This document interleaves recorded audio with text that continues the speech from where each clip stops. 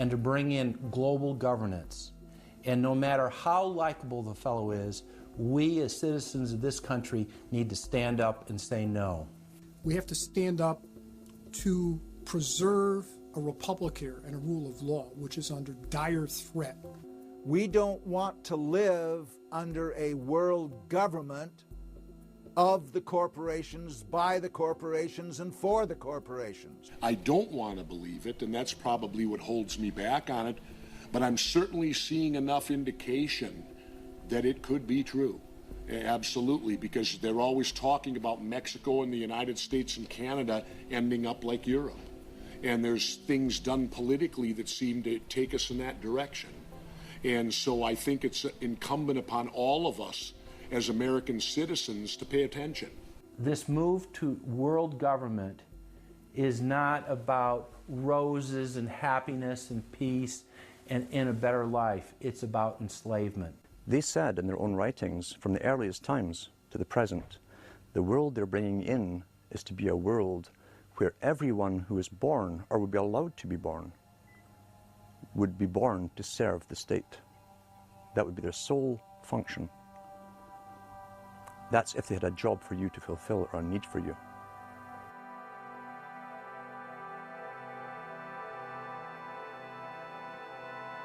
July 4th, 2009. Across the United States, citizens gathered to celebrate the Republic's founding 233 years before. Most people in the crowds were aware that America was going in the wrong direction, that things were changing for the worse. But few could grasp the sheer magnitude of corruption and looting running rampant like a disease through the heart of the nation. The engine of America's greatness is not just its liberties, but the people's willingness to fight to keep them.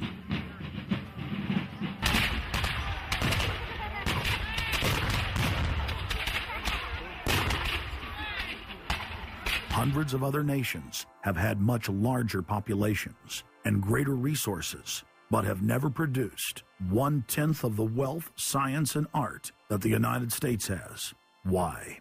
In America, you had an amazing situation because you had the founding fathers who figured out that they could deconstruct the monarchy in such a way and then reproduce it with the three primary branches of government in a way that would create checks and balances and separation of powers. So you could have room, therefore, for individuals to work within the context of a cooperative, which is a democratic system of government, but it would still have enough room for individuals to rise up and become profitable and self-sustaining and rich in the pursuit of happiness without becoming dictatorial.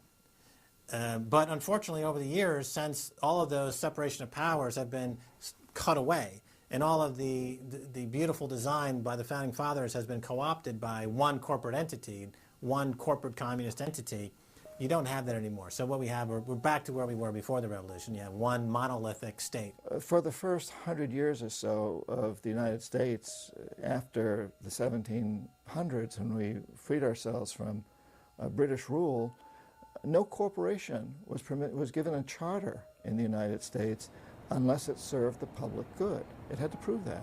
And then its charter only lasted for 10 years, or sometimes as long as the project to build a bridge or canal or something lasted. But it had to be up for review, and it could only get charters if it was shown that it was serving the public interest.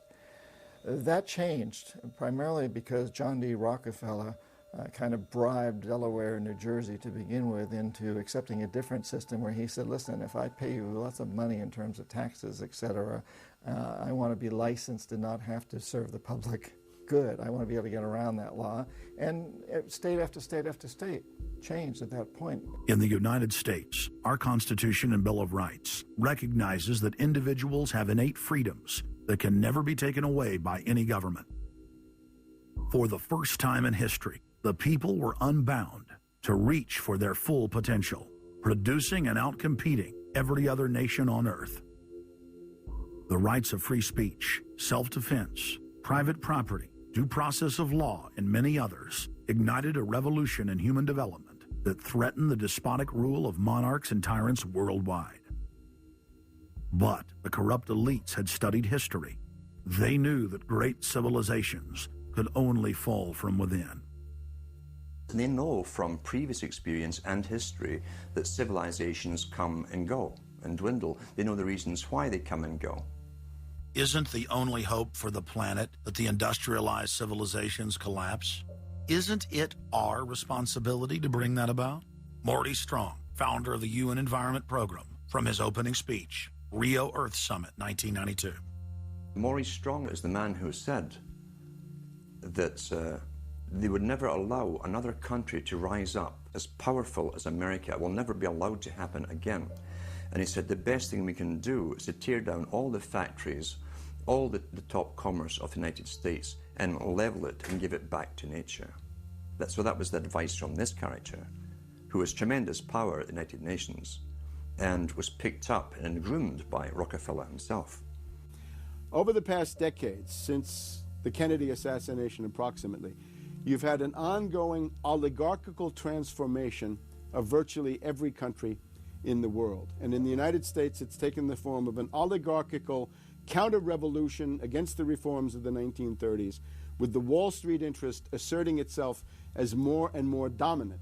And once bankers and oligarchs have power, the things that they do, you could call them a policy. You could call it something like a tropism. It's like the way a plant responds.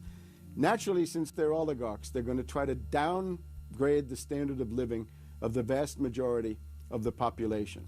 They're going to claim that the world is overpopulated, that industrialization, industrial pollution, and overpopulation are the main problems that face the world. And they're generally going to try to crush and mortify any kind of popular democracy or mass movements with any kind of progressive content. Nations rise and fall. They knew how debt could never be recuperated. They knew that disease or prolonged war could wipe out the population and the future populations that pay off debt.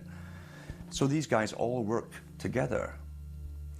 That's why it's no surprise that today you have Lord Rothschild coming out pushing the latest scam or religion that we must all believe in, which is global warming, which his personal bank, his family's bank in Switzerland, will be in charge of.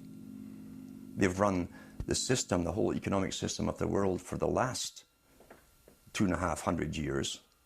So why shouldn't they also run the economic system for the next few hundred years? The question of a ruling class, oligarchy as a ruling class, is posed by Plato in the Republic, where we find that oligarchy is a constitution full of many evils, where the rich dominate the government by buying it, and the average individual or the poor count for absolutely nothing.